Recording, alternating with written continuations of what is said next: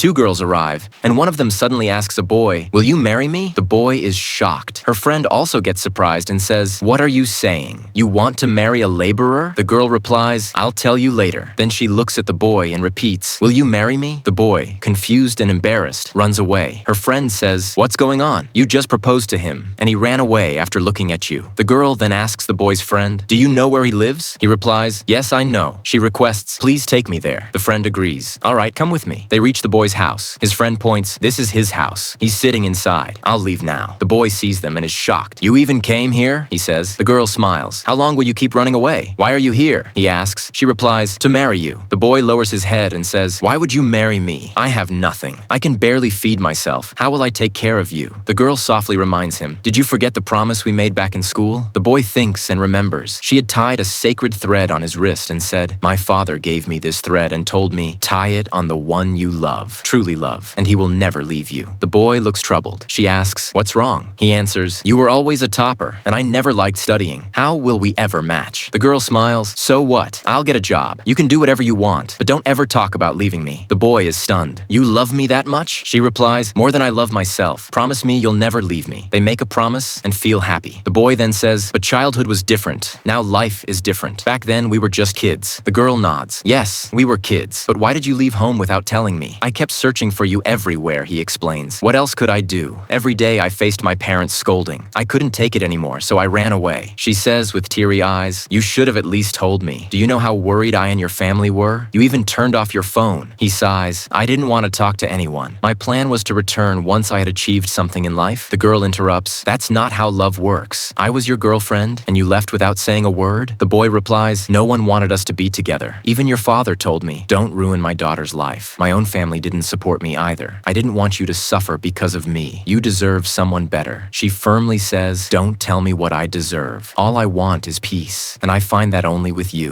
Every day I waited, hoping you'd come back, but in the end, I had to find you myself." The boy lowers his head. "Sorry, I hurt you." The girl replies, "Sorry won't fix this. You'll have to come home with me." But the boy shakes his head. "No, if I go back, the same old taunts will start again. I don't want that life." She reassures him. "No one will say anything. I've already spoken to my family. We will get married now." He stares at her. "Married?" She smiles. "Yes, but you'll have to come with me." He refuses again. "I told you once, I won't go home." She pauses, then says firmly, "Fine, don't come. But remember one thing. If you don't, I'll never marry anyone in my whole life." She turns to leave. But just then, the boy calls out, "Wait, I'm ready to marry you." He runs to her and hugs her tightly. The girl bursts into happiness, and her friend smiles brightly, seeing her joy. For this girl's true love, one like is a must.